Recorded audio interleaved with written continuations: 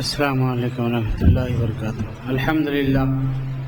الحمد للہ رب العالمین والعاقبۃ للمتقین، الصلاۃ والسلام علی من کان نبیا وآدم بین الماء والطین، اجمل الاجملین اکمل الاکملین، سیدنا وشفیعنا وحبیبنا وطبیب قلوبنا ونور قلبنا محمد وعلی آلہ واولادہ واصحابہ وازواجہ وذریاتہ واہل بیتہ الطاہرین اجمعین، اما بعد، اعوذ باللہ من الشیطان الرجیم، بسم اللہ الرحمن الرحیم۔ قال اللہ تعالی فی القرآن الحکیم، والعصر ان الانسان لفی خسر الا الذین آمنوا وعملوا الصالحات وتواصوا بالحق وتواصوا بالصبر۔ صدق اللہ العظیم وصدق رسولہ النبی الکریم ونحن علی ذلک لمن الشاہدین والشاکرین۔ تمام حضرات بارگاہ نبی علیہ نبی میں درود و سلام کا نذرانہ پیش کریں۔ اللہم صلی علی سیدنا محمد وعلی آل سیدنا محمد مبارک وسلم، اس یقین کے ساتھ کہ آقا دو جہاں رحمت کون و مقام اہل محبت کے درود کو بذات خود اپنے گوش مبارک سے سماعت فرماتے ہیں۔ ایک مرتبہ اور درود پاک پڑھیے۔ اللہم صلی علی سیدنا محمد وعلی آل سیدنا محمد مبارک وسلم۔ ان اللہ وملائکتہ یصلون علی النبی یا ایھا الذین آمنوا صلوا علیہ وسلموا تسلیما۔ اللہم صلی علی سیدنا محمد وعلی آلہ واصحابہ وعلی وارث کمالہ سیدنا وغوثنا غوث العظم ابو محمد شیخ عبد القادر جیلانی شیئا للہ غسنی وامددنی بحق لا الہ الا اللہ محمد رسول اللہ۔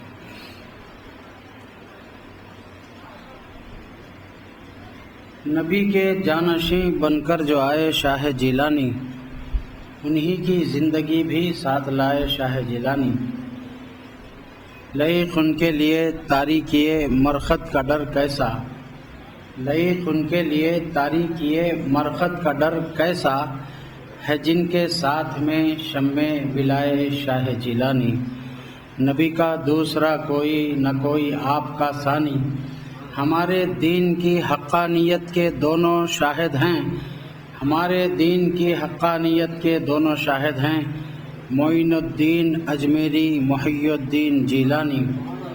در ترنم دل و جانم ببود صبح مسا، افضل اہل زماں سرور دوراں مدد، نور مطلق مدد جلوہ صبح مدد، خضر راہم مدد اسی دوراں مدد، حرز جان نام ترا افضل شہدا دارد، دم آخر ز کرم اے شہ خوبا مدد، دم آخر ز کرم اے شہ خوبا مدد۔ حضرت سجادہ نشین صاحب قبلہ دامت برکاتہم العالیہ و صدر نشین اسٹیٹ وقف بورڈ آندھرا پردیش، بزرگوں، دوستوں، نوجوانوں، پردہ نشین ماں بہنوں، ہم بڑے خوش نصیب ہیں جن مجالس کا آغاز سیدی مرشدی نے فرمایا تھا،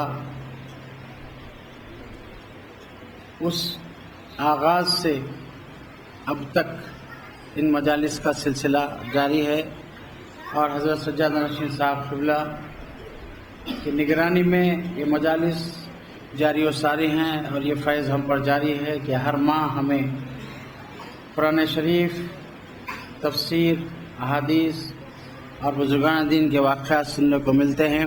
ہمارے ایمان کو جلا ہو رہی ہے اور ایمان میں ہمارے استقامت مل رہی ہے۔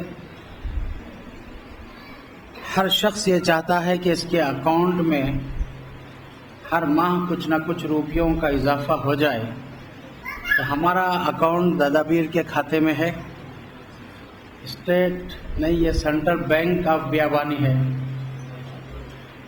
یہاں جنکشن ریلوے اسٹیشن کا بھی ہے اور اولیاء اللہ کا بھی ہے، دونوں جنکشن ہم کو یہاں ملتے ہیں، اور یہ روحانی جنکشن جہاں ہر ماہ بزم شاہ افضل بیابانی مرکزی بزم کے زیر اہتمام سیدی مرشدی اپنی نگرانی میں حضرت سجادہ نشین صاحب کے ان محافل کو چلاتے ہیں، اور پھر یہ فیضان لیے ہم اپنے گھروں کو جاتے ہیں، تو کم سے کم اپنے ہم گھروں میں جا کر آج ہم یہاں کیا سنیں، کیا پائے، ہماری کیفیت میں کیا تبدیلی ہوئی، ہمارے ایمان میں کتنی ہمیں استقامت ملی، ہمارے علم میں کتنا اضافہ ہوا، اور اس بارگاہ سے ہم نے کتنا فیضان پایا، اس کو ہم اپنے گھر تک، اپنے احباب تک، اپنے دوستوں تک پہنچائیں، تاکہ ہر دوست، کیونکہ دوست اپنے دوست کے دین پر ہوتا ہے، اس لیے سیدی مرشدی نے فرمایا تھا کہ اچھے دوست سے دوستی کرو، یعنی دیندار دوست سے، جو دوست دین والا ہو، ہدایت والا ہو، انعام والا ہو، ایمان والا ہو، بزرگان دین کا فیض اپنے پاس رکھتا ہو، ایسے دوستوں سے دوستی کرنے کا سیدی مرشدی نے ہمیں حکم دیا تھا، اور الحمدللہ اس حکم کے مطابقت میں ہمارا یہ کاروان بیابانی مسلسل آگے بڑھ رہا ہے۔ میں نے جس سورہ مبارکہ کی تلاوت کا شرف حاصل کیا، اس میں اللہ تعالیٰ فرما رہا ہے والعصر، قسم ہے زمانے کی۔ عصر کہتے ہیں عصر کی نماز کو بھی، اور عصر کہتے ہیں وقت عصر کو بھی، اور عصر کہتے ہیں زمانے کو بھی، اور عصر کہتے ہیں نچوڑ کو بھی۔ یونانی دوائیں جو بناتی جاتی ہیں اس میں اسارہ آتا، اسارہ کہتے ہیں نچوڑ کو، کہ کسی شے کا نچوڑ لے لینا، اس کا پورا مغز نچوڑ لینا، اب اس میں کچھ باقی نہ رہے، اتنا نچوڑا جائے، تو اسارہ کہتے ہیں۔ عصر کہتے ہیں زمانے کو، نچوڑ کو، عصر کی نماز کو، وقت عصر کو۔ تو ہمارے مفسرین کرام نے عصر سے مراد کہ جس عصر کی قسم اللہ تعالیٰ ارشاد فرما رہا ہے، کہ اللہ فرما رہا والعصر، قسم ہے عصر کی، یہ وقت عصر بھی ہے، نماز عصر بھی ہے، اور زمانے کی بھی قسم ہے۔ لیکن ہمارے مفسرین کرام نے وقت عصر، نماز عصر اور عصر کے معنی زمانہ بھی لیا، مگر حضور اکرم سید عالم صلی اللہ علیہ وسلم کے ارشاد مبارک کی روشنی میں ایک حدیث پاک ہے، حضور پاک صلی اللہ علیہ وسلم نے فرمایا خیر القرونی قرنی، تمام زمانوں میں بہترین زمانہ میرا زمانہ ہے، فرمایا آقا نے۔ ایک تو یہ کہ آپ کے زمانے کی جو کیفیت ہے آقا کی، ایک زمانے ظاہری ہے جس میں صحابہ کرام روزانہ اپنا کام کاج چھوڑے حضور کی بارگاہ میں آ جاتے، یوں جاتے اپنا کام چھوڑتے پھر بارگاہ آقا میں آتے، یوں جاتے پھر اپنا کام چھوڑتے پھر بارگاہ میں آقا میں حاضر ہوتے، تو آقا پوچھتے کہ آخر تم لوگ گھڑی گھڑی میرے پاس اپنے کام کاج چھوڑے آ رہے ہیں، اس کی وجہ کیا ہے؟ یا رسول اللہ، صحابہ نے عرض کیا جنت میں نہ جانے کس اعلیٰ مقام پر آپ ہوں گے، نہ جانے ہمیں روزانہ جنت میں آپ کا دیدار ہوگا یا نہیں ہوگا، اس لیے ہم کو آپ کی یاد آتی ہے اور ہم اپنا کام کاج چھوڑے گھڑی گھڑی آپ کی بارگاہ میں آتے ہیں اور آپ کے دیدار پرانوار سے مشرف ہوتے ہیں اپنے چہیتوں کو۔ اور یہ بشارت قیامت تک کے پیدا ہونے والے ایمان والوں کے لیے، جس کو جتنی محبت رہے گی حضور سے، وہ اتنا قریب حضور سے رہے گا، دور نہیں رہے گا۔ اور پھر حضور نے ایک جگہ یہ بھی فرمایا تھا، وہی تو یہ تو ساری امت کے قیامت تک کے لیے ایمان والوں کے لیے، کہ حضور نے فرمایا مجھ سے سب سے زیادہ قریب حشر میں وہ ہوگا جو مجھ پر سب سے زیادہ درود بھیجا کرتا تھا۔ تو اب قربت نبی بڑھانا ہے تو کثرت درود بڑھانا ہوگا، کثرت درود شریف سے نبی کی حضور، جو جتنا زیادہ درود پڑے گا وہ اتنا زیادہ مجھ سے قریب رہے گا آقا نے فرمایا۔ تو قسم ہے زمانے کی، تو کون سے زمانے کی قسم اللہ تعالیٰ ارشاد فرما رہا ہے؟ تو ایک زمانہ حدیث شریف سے ثابت ہے کہ حضور فرماتے ہیں خیر القرون قرنی، قسم ہے کہ حضور فرماتے ہیں تمام زمانوں میں بہترین زمانہ میرا زمانہ ہے۔ تو اب یہ کہ حضور کے حیات ظاہری میں لوگ آتے، آپ کا دیدار کرتے۔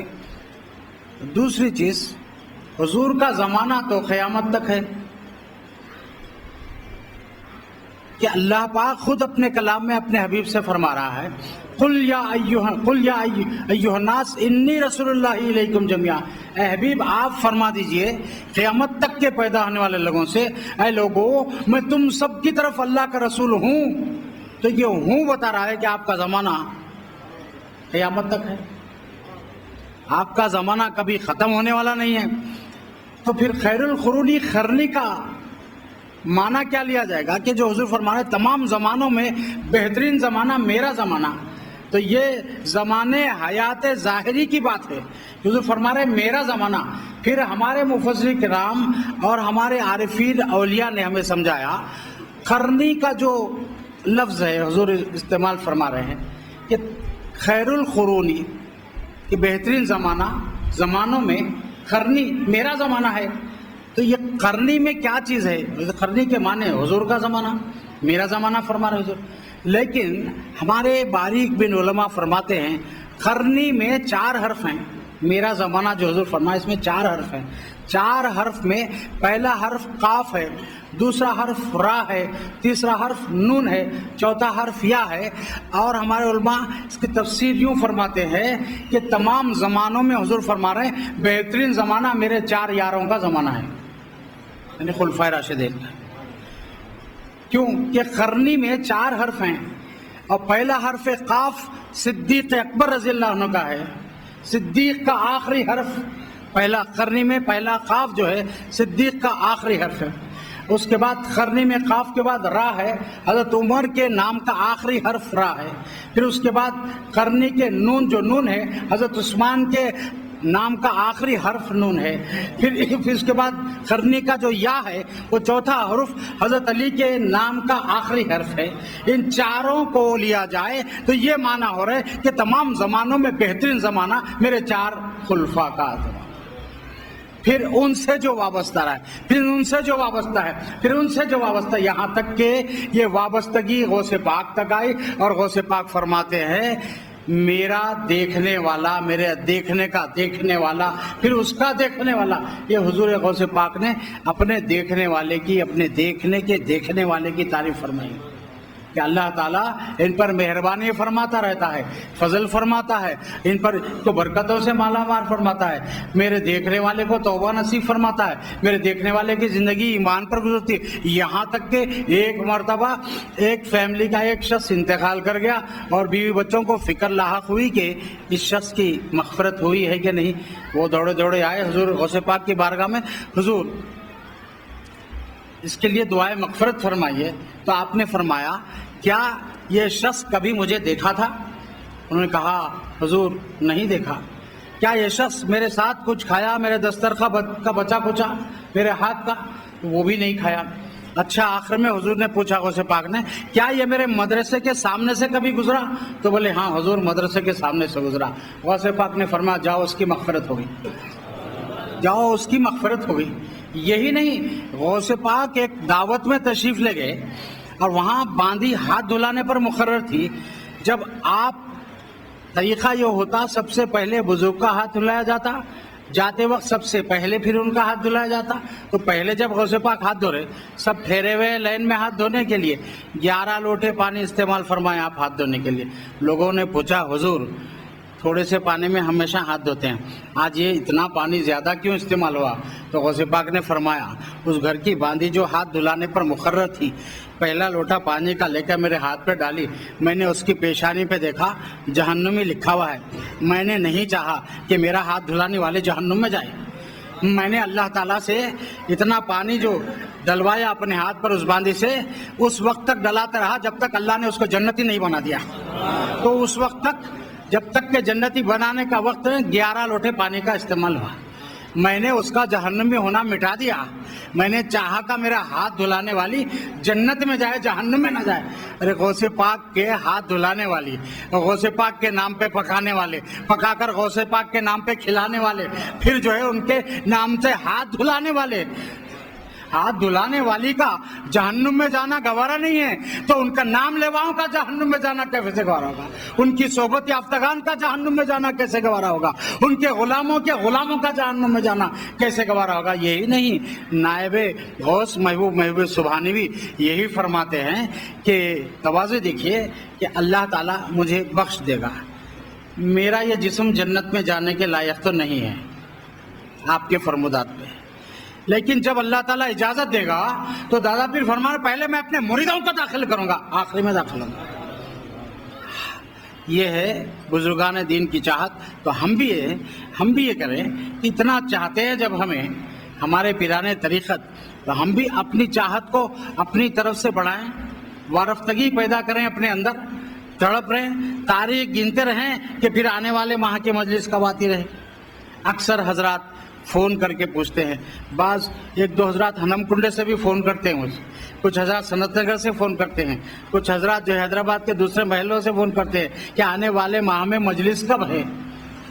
تو یہ سیدی مرشدی سے بھی پوچھتے ہیں، ایک دوسرے سے پیر بھائی پوچھتے ہیں، پیر بہنیں پوچھتی ہیں کہ پھر مجلس کب آ رہی. اس کا مطلب ان کے اندر تڑپ ہے اس مجلس میں شریک ہونے کی اور فیض پانے کی. تو القصہ مختصر کہ والعصر کی طرف میں آؤں گا کہ قسم ہے زمانے کی. تو حضور فرما رہے ہیں تمام زمانوں میں بہترین زمانہ میرے 4 یاروں کا زمانہ ہے. اور اللہ تعالیٰ نے حضور کے زمانے کی، حضور کے 4 خلفاء کے زمانے کی قسم کا اعلان والعصر میں فرمایا. اور اتنی بڑی قسم ارشاد فرما کے اگر کوئی اہم کام ہم کرتے ہیں اور کسی کو یقین دلانا چاہتے ہیں تو کہتے ہیں کہ بھئی دیکھو میں قسم کھا کے کہہ سکتا ہوں کہ یہ ایسی بات ہے، سر پہ قرآن لے کے کہہ سکتا ہوں، میں اللہ کی قسم کھا کے کہہ سکتا ہوں کہ میں یہ جو کہہ رہا ہوں اس کو سچ جانیے. تو قسم کھائی جاتی ہے کسی بات کی اہمیت کو جتانے کے لیے، اہمیت کو بتانے کے لیے. اب اللہ تعالیٰ کیا اہمیت ہمیں بتانا چاہ رہا ہے کس بات کی، کیا بات ہمارے سامنے لانا چاہ رہا ہے کہ والعصر قسم ہے زمانہ محبوب کی، قسم ہے محبوب کے زمانے کے خلفاء کے زمانے کی قسم. تو آخر اس قسم کے بعد اللہ بولنا کیا چاہ رہا ہے ہم سے؟ فرما رہا والعصر قسم ہے زمانہ محبوب کی ان الانسان لفی خسر. یہ بتا رہا ہے قسم کے اعلان کے ساتھ کہ بے شک انسان ضرور گھاٹے میں ہے. ان الانسان لفی خسر، بے شک انسان ضرور نقصان میں ہے. تو اب ہر بندے مومن بھی تو انسان ہے، وہ بھی سوچے گا کیا میں بھی نقصان میں ہوں. تو اللہ فرما رہا الا الذین آمنوا، مگر وہ جو ایمان لائے وہ نقصان میں نہیں ہے. وہ جو ایمان لائے، ضرور انسان گھاٹے میں ہے لیکن وہ انسان گھاٹے میں ہے جو ایمان نہیں لائے. وہ انسان گھاٹے میں نہیں جو ایمان لائے. الا الذین آمنوا، اور ایمان لانے کے بعد ایک کام اللہ تعالیٰ ایمان والوں کو لگا رہا ہے، وتواصوا بالحق وتواصوا بالصبر، کہ ایمان والے ایک دوسرے کو حق کی وصیت کریں اور صبر کی تلقین کریں کہ صبر کرنے کے لیے ایک دوسرے سے کہیں، حق کی وصیت کریں، سچائی اور حق کی باتیں ایک دوسرے کے سامنے پیش کریں، برائیوں سے روکیں، گناہوں سے روکیں، نیکیوں کی ترغیب دیں. تو وہ شخص گھاٹے میں نہیں، نقصان میں نہیں جو ایمان والا ہے اور جو وتواصوا بالحق وتواصوا بالصبر پر عمل کرتا ہے. دیکھنے میں یہ سورہ مبارکہ بہت چھوٹا ہے لیکن اس کی بڑی تفصیل ہے. اور اگر اس کے یہ معنی قسم ہے زمانے حبیب کی تو تفسیر یہ بھی ہے، قسم ہے عصر کی تو وقت عصر کی اگر قسم مان لی جائے تو اس کی قسم کیوں کہ وقت عصر کیسا وقت ہے کہ یہ ایسا وقت ہے کہ اس وقت میں آدمی اہم ضروری کاموں میں لگا ہوتا ہے. عصر کے وقت خرید و فروخت بھی تیزی سے ہوتی رہتی ہے، پکانے کھانے کے انتظامات بھی ہوتے رہتے ہیں شام کے، اور اس میں تجارت یہ وغیرہ وغیرہ مصروف ایسی ہوتی ہے کہ نماز عصر کے قضا ہونے کا ڈر رہتا ہے. اس لیے وقت عصر کی قسم کے ساتھ بتا رہا ہے کہ ایک جگہ تو یہ بھی فرماتا ہے اللہ تعالیٰ کہ حافظوا علی الصلوات والصلاۃ الوسطی، تمام نمازوں کی حفاظت کرو، خصوصاً درمیانی نماز. درمیانی جو نماز ہے، ادھر فجر ظہر ادھر مغرب عشاء، بیچ کی جو نماز ہے درمیانی، وہ عصر ہے. اس کی بڑی اہمیت ہے، اس میں آدمی سے غفلت ہو سکتی ہے. لہذا اللہ تعالیٰ وقت عصر کی قسم کے ساتھ بتا رہا ہے کہ ایمان والو تم عصر سے غافل مت رہو. یوں تو سبھی نمازوں کی حفاظت کریں. سیدی مرشدی بھی نماز پہ بڑی جو ہے تاکید فرماتے، تلقین فرماتے کہ نمازیں اور اوراد و وظائف جس کو بھی دیتے، یہ وظیفہ فجر کے بعد پڑھیں، یہ وظیفہ عصر کے بعد پڑھیں، یہ وظیفہ عشاء کے بعد پڑھیں، یہ وظیفہ فلاں نماز کے بعد، یہ وظیفہ 2 رکعت نماز قضائے حاجت پڑھ کے اس کے بعد پڑھیں. نہ جانے کس کو. تو یہ ایسے لوگوں سے کہتے جن کی ایک ٹائم کی نماز بھی نہیں ہوتی، جن کی اکثر نمازیں قضا ہو جاتی. تو اس کے بعد بتاتے ایک مرتبہ سیدی نے فرمایا وظائف پڑھو، اوراد پڑھو، ذکر و اذکار کرو، لیکن نمازوں کے ساتھ. اس کے بعد سیدی نے فرمایا پھر دیکھو. مطلب یہ ہے کہ اس اذکار و وظائف کے فضائل، اس کی برکتیں نمازوں کے ساتھ اختیار کرو، اس کے بعد دیکھو فرمانے. اکثر سیدی مرشدی ایک مرتبہ فرمائے تھے آپ کہ فرض نماز ہونے کے بعد جس میں سنتیں رہتی ہے، نماز ہوتے ہی فرض کے ساتھ ہی دعا کے ساتھ ہی آیت الکرسی پڑھ لیں ایک مرتبہ. اس کے بعد میں نے دیکھا کہ سیدی مرشدی نمازوں کے بعد حیدرآباد میں بھی، خواجہ پیشرے میں بھی نماز کے بعد ایک نظر دوڑاتے، آخر سیدی دیکھتے کیا ہیں؟ تو ایک مرتبہ آواز میں خود آپ نے فرما دیا وہ کیا دیکھتے. فرمایا آپ نے کہا نماز کے بعد فرض نماز دعا ہوتی ایک بار آیت الکرسی پڑھ لو، کھڑے کھڑے رہنے تک پڑھ لے سکتا آدمی. کہ سیدی نے فرمایا میں دیکھ رہا ہوں بولنے کے باوجود بھی لوگ آیت الکرسی نہیں پڑھ رہے. تو جب مجھے اندازہ ہوا کہ سیدی کسی بات کا حکم دیتے ہیں تو جائزہ بھی لیتے ہیں کہ یہ عمل ہو رہا ہے کہ نہیں ہو رہا ہے، کہ کھڑے رہنے تک آیت الکرسی پڑھ لیجیے. اس کی فضیلت، اس کی برکتیں، اس کے فضائل تو نمازوں کے ساتھ. تو والعصر قسم ہے نماز عصر کی یا قسم ہے وقت عصر کی، لیکن حقیقت میں قسم ہے زمانہ محبوب کی.